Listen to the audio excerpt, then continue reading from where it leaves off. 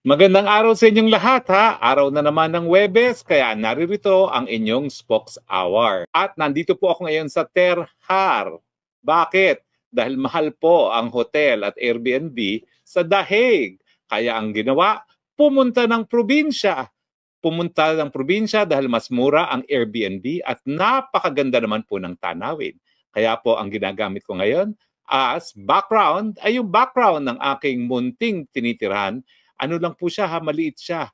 Para siyang kubo, pero Dutch kubo na napakaganda sa loob, no? So po pwede naman po talagang pagandahin pala natin yung mga maliliit nating bahay, no? Sa gaya ng nangyari ito. Siguro bago tayo magtapos, bibigyan ko kayo ng tour. Gusto niyo ba yan? Yung aking munting bahay sa Terhar. Pag-usapan po natin ngayon, abay, halatang halata po nila, nalinilihis nila atensyon ng taong bayan, yung galit ng taong bayan doon sa pagpapaaresto kay PRRD.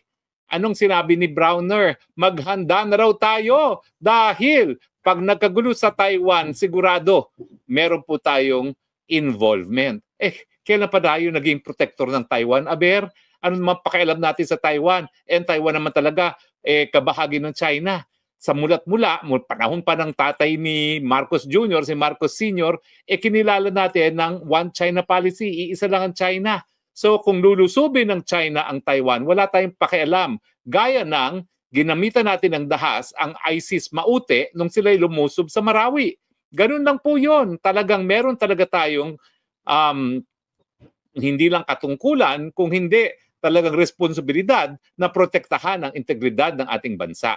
Ganyan din po ang sitwasyon sa China, no? Kung sila talaga ay magdedeklara ng kanilang independensya, syempre may karapatan ang China na protektahan ang kanyang political integrity. Pati po Amerika, one China policy po yan. Kaya hindi ko maintindihan kung bakit nakikisawsaw sila, no? Nakikisawsaw sila dahil nga doon sa strategic importance ng Taiwan.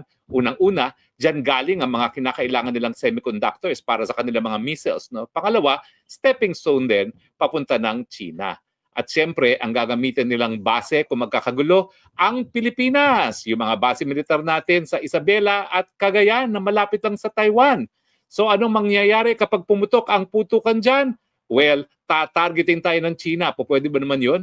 Nasa atin ang gagaling ang sundalo at sandata at mga missile, lalo na yung mid-range missiles, no? Na Typhoon missiles na nagkamuntik nang maging siya ng Third World War. Opo, yung same missile na kamuntik na maging siya ng Third World War, naririto po ngayon sa Pilipinas. Dati-rate, kabahagi lang daw ng balikatan. Ngayon, permanente na at wala silang plano na alisin.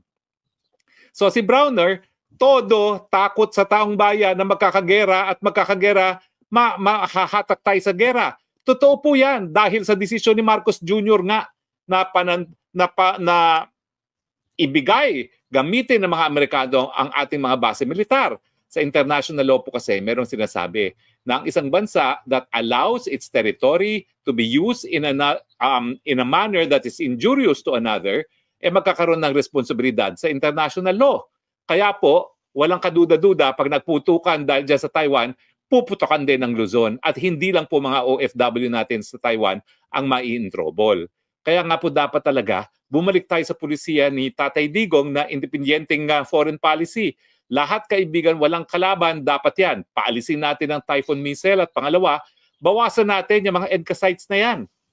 Dahil ano naman ang silbi ng EDCA sites sa Cagayan at sa Isabela, no? Ang layo-layo niya doon sa pinag-aagawang isla sa Palawan. Ang tinatawag po natin na Benham Rice ay hindi po yan disputed. Hindi po yan inaangkin ever ng China. Ang talagang problema natin sa West Philippine Sea. So ang aking solusyon nga dyan, sige, kung gusto nyo mag-EDCA kayo doon sa Kalayaan Island. Miski gamitin nyo pa yung buong isla. Doon kayo maglagay ng kung ano-anong missiles na gusto nyo para sigurado naman na magagamit yan doon sa pagtataguyod ng interes ng Pilipinas na protektahan ang ating teritoryo dyan sa West Philippine Sea. Pero hindi. Linagay nila yung Typhoon missile nila at linagay nila ang kanilang EDCA sites doon sa malapit sa Taiwan para kung magkaputukan dyan, miski wala naman tayong pakialam dyan sa Taiwan issue, pati tayo makakaladkad. So tama po si Browner. Kapag nagputukan sa Taiwan, damay tayo dahil sa kanila. Dahil pinayagan nila ang presensya ng Amerikano dito sa Pilipinas na siguradong tatargeting ng China. Pero linilihis din po nilang issue dahil akala nila pag tinakot nila ang tao sa gera, makakalimutan na si FPIRD. Hindi po.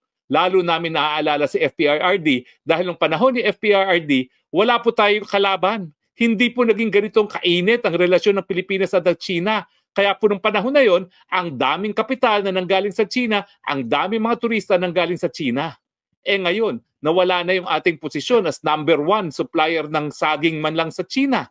Pinakamalaking merkado yan para sa saging dahil mahigit 1 bilyong mga Chino ang kakain ng saging ng Pilipinas. Ngayon, naunahan na tayo ng Vietnam. Kasi bakit naman tatangkalikin ng mga Chino ating mga produkto, kinukonsidera nila tayong mga kalaban. At kinukonsidera natin silang mga kalaban. Kaya nga, di ba, nag-issue na ng travel advisory ang mga Chino kasi nga, tinatarget ang mga Chino rito na pinasisinungalingan ng babae sa Malacanang, pero alam naman natin na pati yung mga estudyante sa Cagayan, tinatawag na ahente. Espiya daw ng China. In fact, nagsabi pa ang ating Secretary of National Defense na may batas ang China na lahat ng Chino ay espiya daw. Ano ba naman yan? Masyado namang xenophobia yan. OA na kayo. Paano tayo makikinabang sa bagong yaman ng China kung ikukonsidera nila natin silang mga kaaway? So, Browner, itigil na yung paglilihis ng issue. Ang issue pa rin, bakit nyo ibinigay ang ating FPIRD sa ICC bago pa man hingin ng ICC ang kooperasyon natin para maaresto si FPIRD? At bakit nyo diniretso sa dahig at hindi sumunod sa Rome Statute na dapat hinarap muna sa RTC para sa deportation proceedings or extradition proceedings pala, hindi deportation kundi extradition proceedings. Huwag ilihis ang issue. Hindi mawawala ang galit. Mga jutang ginamis nyo, ibalik nyo ang aming Presidente Rodrigo Roa Duterte. Maiba naman tayo. Abay, ang Hungary, isang miyembro ng European Union, isang European country, ay nag-anunsyo na, bibitiw na sila sa ICC. Alam niyo po, significant ito dahil ang ICC, ang nagbuo talaga niyan, mga Europeans. Yan po yung European Court dahil ang Amerika hindi naman kasapi dyan. No? At dahil ang mga bansang Africa ay dating mga colonies ng mga European countries, kaya naging miyembro ang African states. Nasabi ko na sa inyo dati, nung ako'y nangampanya sa ILC, talagang nagkakaroon na ng nabubuong desisyon ang African Union na bumitiw na sa ICC kasi ang pinupuruhan nila puro mga Aprikano. Kaya naman, talaga namang kinailangan nilang kunin si Presidente Digong para masabi sa mga Aprikano, o kita mo, hindi lang itim ang aming linilitis, pati mga kayumanggi dahil si Duterte nakakulong ngayon sa dahig. Pero ang dahilan kung bakit umalis ang Hungary, kapareho rin ng dahilan kung bakit ang Amerika, ang China at ay Russia ay hindi kasapi.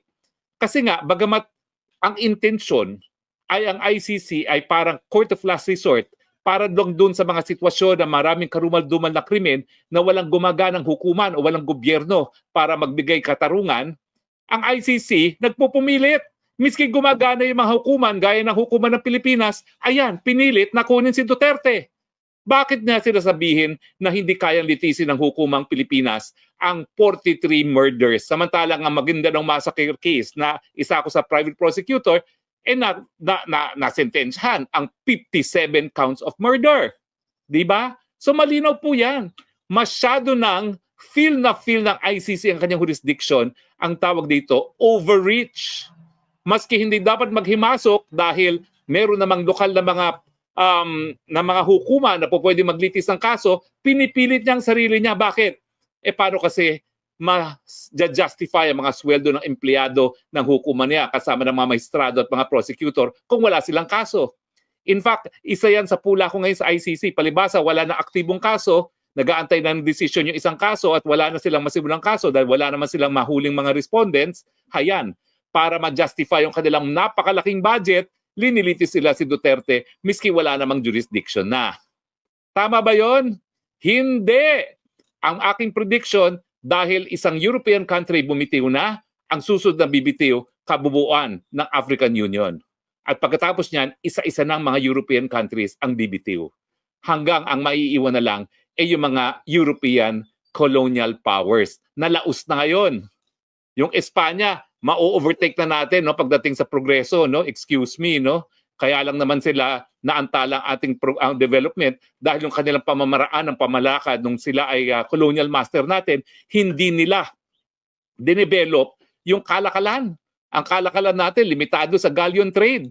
Hindi sila nagtanim ng mga cash crops. Alam niyo ba kung sino nagtanim ng mga cash crops? Mga Inglaterra pa, mga Ingles pa. Nung sa konting panahon na naging colony nila ang Pilipinas. Kaya yung mga haciendas ng tubuhan sa Iloilo, Negros, mga Ingles pong nagsimula niyan.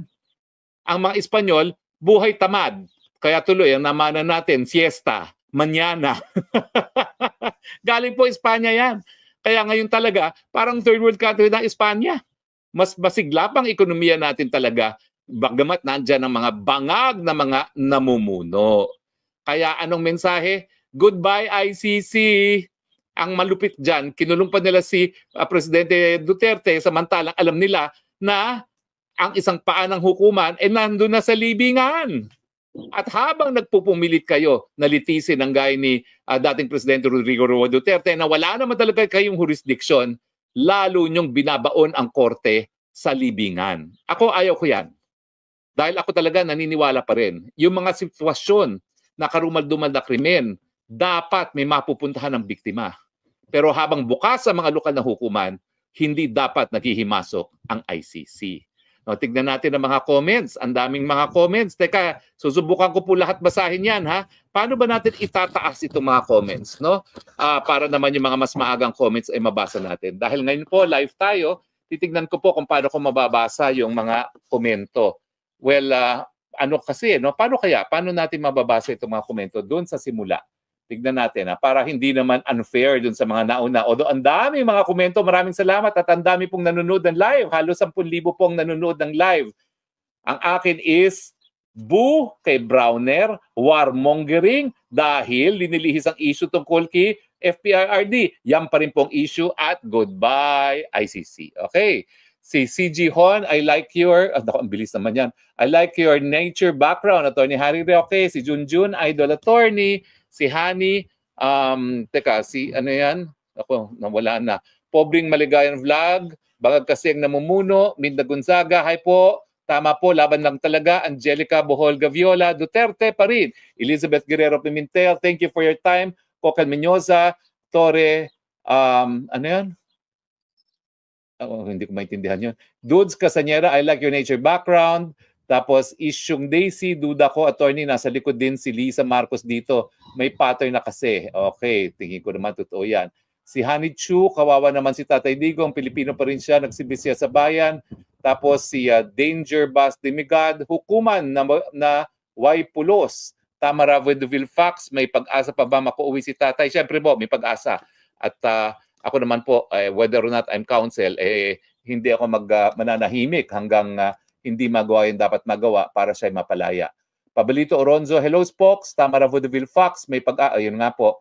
Tapos Sandra 44, good evening po. John Spea, nagtapang-tapangan. Si Ao Browner, Angelica Royal Gaviola, Bawal Bangag, Annalyn, watching from New Jersey. Maricel Barrio, Spokes, always following your update. Hip Hop TV, hi attorney. Yen Ralien, Agnes Habibol, paano naman Harry Roque, daming tanga ngayon sa Pilipinas. Minsan, minasan konnichiwa, ay bangag! Nelia Estudiante, matalino talaga si Attorney Roque. Thank you po. Ian Preglo, vote Duterte to 10 bundok, go bato, bonus, 3 PDP. At saka Gabay Party List, huwag niyong kakalimutan, Gabay Party List. Yan po magpapatupad ng tama ng universal healthcare, libreng gamot at libreng paggamot, magpapatupad ng libreng irigasyon, hindi lang dun sa 50% na meron ng irigasyon, kundi lahat ng ating kabukiran, at magpapatupad ng tamang libreng wifi at magsisimula, magtataguyod ng Freedom of Information at saka ng Whistleblower Act para lahat ng mga kurakot makulong na. Randolph Diaz de Francia, kailan po mamamatay si Marcos Jr.? Ikaw talaga? Only God knows, Randolph. Choo-choo train, managot si Martin Romualdez at BBM. Anti-corruption, kulong si General Torres Diwata. Gerald Ibe, makaiba, si Pinoy, si Bangag addict, si Pinoy, Mongoloid. Pinoy ako, watching from Hong Kong. Maria Fema Duterte, hello, ma'am, hello, nandito po ako, hindi ko iiwan ang iyong kamag-anak. Tapos meron pong isa, pera-pera lang ICC, Grace Yang, watching from Cleveland. RH10, Hazel Garcia, Paki. Ay, nawala na si Hazel Garcia. Ay, nawala na. Anyway, Bobby Ujungan, dapat ang cabinet member of cabinet, Jazz Mikiat, ano po ang chance na makalabas ng detention cell si Tatay Digo? Mataas po ang chance. Dahil ako po naniniwala, yung lack of jurisdiction, rationate temporal. Ibig sabihin, yung nagsimula sila ng preliminary investigation sa pangalawang taon matapos tayo magbitiw, yan po ang pinakamalas na argumento, wala nang ebidensya, legal issue po yan, dismiss na kaagad. Okay? Maraming salamat po sa inyong mga komento. Ang dami po, kaya hindi ko mababasa lahat. Ganun pala. Maraming salamat po ha. Pero itigil ang warmongering, hindi kami magpapalihis ng issue, bring him home. Bring him home, bring him home, and goodbye, ICC. Congratulations, Hungary. Maraming salamat po sa inyong patuloy na pagtangkilik at gaya na aking sinabi, tignan natin kung mabibigyan ko kayo ng tour ng aking tahanan. Okay? Tignan natin. Ito po ang aking kabukiran na background. Okay? Ito po. Yan. Okay? Tapos, ito po ang yan po, ha? Daran! Ha? Pwede na po ako magsasaka. Tignan natin. Tignan mo itong bahay nito. Makikita niyo po, maliit lang, ha? Parang bahay Pilipino. Diba sa labas? Parang bahay Pilipino, no? Na simpleng-simple. Pero ganda ng loob. Ari kayo. Papakita ko sa inyo ang loob. Ang marumi kong mga gamit ay narito. Ayan, tignan niyo ang aking loob. Ito ang aking tulugan.